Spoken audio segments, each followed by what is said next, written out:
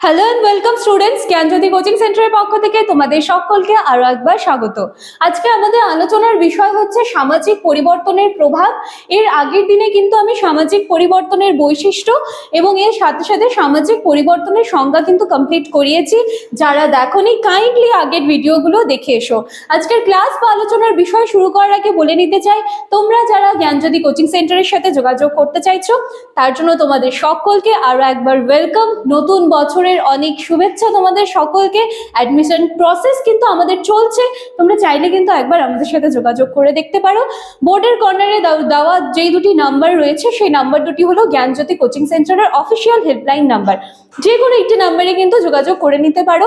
আমাদের এখানে নোটস পত্র থেকে শুরু করে যে অনলাইন যে পেইড ব্যাচে যে ক্লাসেসগুলো রয়েছে সমস্ত কিছুর কিন্তু সুবিধা রয়েছে, সেজন্য কোনো রকম কনফিউশন বা ডাউট কিন্তু জ্ঞানজ্যোতি কোচিং সেন্টার রাখে না। তো চলো আর এক্সট্রা কথা না বাড়িয়ে আমি আলোচনার বিষয় শুরু করছি। সামাজিক পরিবর্তনের প্রভাব। এর আগের দিনে যখন আমি সামাজিক পরিবর্তনের বৈশিষ্ট্যটা আলোচনা করছিলাম তখন সেখানে বলেছিলাম যে সেটা কিন্তু ঘটমান, ঠিক আছে?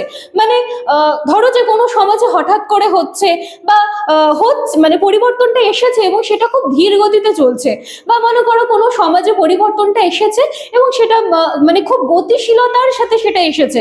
তো এই যে যখন কোনো একটা চেঞ্জ হয় একটা সমাজে, তো সেটার অবশ্যই একটা কিন্তু নেগেটিভ দিক থাকে এবং একটা কিন্তু পজিটিভ দিক থাকে। যেহেতু প্রভাবটা নিয়ে আজকে আমরা আলোচনা করব, সেজন্য দুটা দিকেই কিন্তু আমাদেরকে আলোচনা করতে হবে।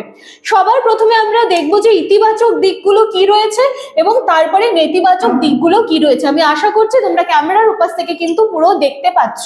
আচ্ছা, সবার প্রথম পয়েন্ট রয়েছে শিক্ষার উন্নতি। দেখো, একটা সমাজ যখন পরিবর্তন হয় তাহলে অবশ্যই সেই সমাজের মধ্যে থাকা সমস্ত রীতি নীতি সংস্কৃতি এবং এর সাথে সাথে জড়িয়ে থাকা শিক্ষা পদ্ধতি নতুন প্রযুক্তি সমস্ত কিছুই কিন্তু একটা নতুন মাত্রা নিয়ে আসে। তাহলে অবশ্যই সমাজ পরিবর্তন হলে কিন্তু শিক্ষার ক্ষেত্রে যে উন্নতি সেটা অবশ্যই দেখতে পাওয়া যাবে। আচ্ছা, দ্বিতীয় পয়েন্ট হচ্ছে জীবনযাত্রার মান উন্নয়ন। জীবনযাত্রার মান উন্নয়ন কি সমাজের পরিবর্তন হচ্ছে। এবার যখন একটা সমাজের পরিবর্তন হয় তার সাথে জুড়ে থাকা সমস্ত দিক, ঠিক আছে, মানুষের প্রত্যেক দিনের যে লাইফস্টাইল সেখানে কিছু পরিবর্তন হচ্ছে, মানুষের রীতিনীতি সংস্কৃতি তার মূল্যবোধ সমস্ত কিছুতেই কিন্তু একটা পরিবর্তনের ছোঁয়া দেখতে পাই। তো এই সমস্তটাই কিন্তু জীবনযাত্রার মান উন্নয়নের ক্ষেত্রে একটা গুরুত্বপূর্ণ কিন্তু ভূমিকা রাখে।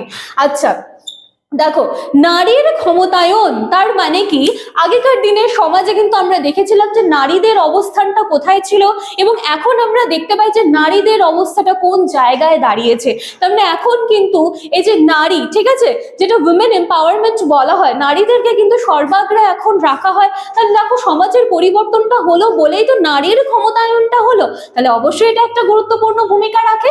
এরপরে হচ্ছে সমাজ যত আমাদের উন্নত হবে প্রতিটা বিষয় সম্পর্কে কিন্তু আমাদের সচেতনতা ততটাই বাড়বে। সেটা মনে করো যে স্বাস্থ্যের দিকে, যেটা হয়ে গেল সংস্কৃতির দিকে, সেটা হয়ে গেল প্রযুক্তির দিকে, সেটা হয়ে গেল পরিবেশ রক্ষার দিকে, সমস্ত দিকেই কিন্তু আমাদের সচেতনতা কিন্তু বৃদ্ধি পাবে। তাহলে এই কটা কিন্তু আমি ইতিবাচক প্রভাবগুলো আলোচনা করলাম। এবার দেখো, ভালো যদি দিক থাকে অবশ্যই কিন্তু তার একটা খারাপ দিক থাকবেই। তাহলে চলো খারাপ দিকগুলো এবার একটু দেখে নেওয়া যাক। সবার প্রথমে কি আছে, পরিবার ব্যবস্থা, মানে এটা মেইনলি হবে হচ্ছে পরিবার ব্যবস্থা ভেঙে পড়া। তো পরিবার ব্যবস্থা ভেঙে পড়া বলতে বোঝায় যে দেখো, এখনকার দিনে কি হচ্ছে, মানে সমাজ যত উন্নত হচ্ছে বা সমাজ যত পরিবর্তন হচ্ছে, কি দেখা যাচ্ছে যে যেগুলো হচ্ছে যৌথ পরিবারগুলো ছিল সেগুলো কিন্তু আস্তে আস্তে এখন দেখা যাচ্ছে যে তারা সেপারেট হয়ে যাচ্ছে। তো এই ক্ষেত্রে কিন্তু পরিবার ভেঙে ফেলা একটা যে প্রবণতা, বা মনে করো সমাজ যত উন্নত হচ্ছে তত কাজের সূত্রে কিন্তু মানুষকে নিজের সেই যে একটা মানে ফ্যামিলি সেটা ছেড়ে কিন্তু অন্যত্রেও যেতে হচ্ছে, ঠিক আছে। তো এই সূত্রে বলা যেতেই পারে যে পরিবার ব্যবস্থা ভেঙে পড়া। আচ্ছা, তারপরে রয়েছে সংস্কৃতির ক্ষতি। এখানে কি বলা হচ্ছে যে সমাজ যখন উন্নত হচ্ছে অনেক সময় কি এখনই আমরা দেখি যে কিছু বিদেশি কালচার কিন্তু আমরা ধরে রেখেছি, ঠিক আছে। তো এই ক্ষেত্রে কি হচ্ছে, আমাদের যে ঐতিহ্য বা আমাদের যে সংস্কৃতি সেইগুলো কোথাও না কোথাও কিন্তু হারিয়ে যেতে বসেছে এবং আমরা দেখছি যে আমরা বিদেশিদের যে কালচার সেগুলোই কিন্তু অনেক ক্ষেত্রে দেখেছি আষ্টে পৃষ্ঠে কিন্তু জড়িয়ে ধরে আছি। তো অবশ্যই সামাজিক পরিবর্তন হওয়ার ফলে কিন্তু এই যে সংস্কৃতি আমাদের সেটার ক্ষতি কিন্তু হচ্ছে, ঠিক আছে। আচ্ছা, এরপরে হচ্ছে অপরাধ বৃদ্ধি। এখানে কি বলা হচ্ছে, দ্রুত সমাজ পরিবর্তনের সাথে সাথে কিন্তু যেমন সচেতনতা বৃদ্ধি পাচ্ছে, সাথে সাথে কিন্তু অপরাধটাও বৃদ্ধি পাচ্ছে। আমরা কিন্তু কখনোই বলতে পারবো না যে আমাদের সমাজে সচেতনতা বাড়াচ্ছি তার মানে আমাদের সমাজে কখনো আমরা মাদকগ্রস্ত, ড্রাগসে আসক্ত এই রকম কিন্তু মানুষ আমরা যে পাবো না, সেটা কিন্তু কখনোই বলতে পারি না। যখন একদিকে সচেতনতা বাড়ছে, অপরদিকে কিন্তু পাল্লা দিয়ে অপরাধ প্রবণতা ভীষণ বাড়ছে কিন্তু, ঠিক আছে। আচ্ছা, এরপরে পরবর্তী পয়েন্ট হচ্ছে মানসিক চাপ। তো পরিবর্তনের সাথে সাথে মানিয়ে চলতে হবে মানুষকে, এবং এই যে মানিয়ে চলা, এই যে একটা পরিবর্তন হচ্ছে, তো সেই ক্ষেত্রে অবশ্যই যে মানসিক চাপ সেটা অবশ্যই কাজ করবে। তাহলে এই জায়গাগুলো হচ্ছে তোমাদের নেগেটিভ দিক, এবং এর আগে আমি ইতিবাচক দিকগুলো আলোচনা করলাম। তো চলো, আজকের ক্লাস বা আলোচনার বিষয় আমার এতখানিই ছিল। আশা করছি আজকের ক্লাস তোমাদের ভালো লাগবে। ভালো লাগলে লাইক, কমেন্ট, শেয়ার, সাবস্ক্রাইবের আশা রাখলাম। নতুন বছর সবার খুব ভালো কাটুক। দেখা হচ্ছে পরবর্তী দিনে নতুন টপিক নিয়ে। Thank you.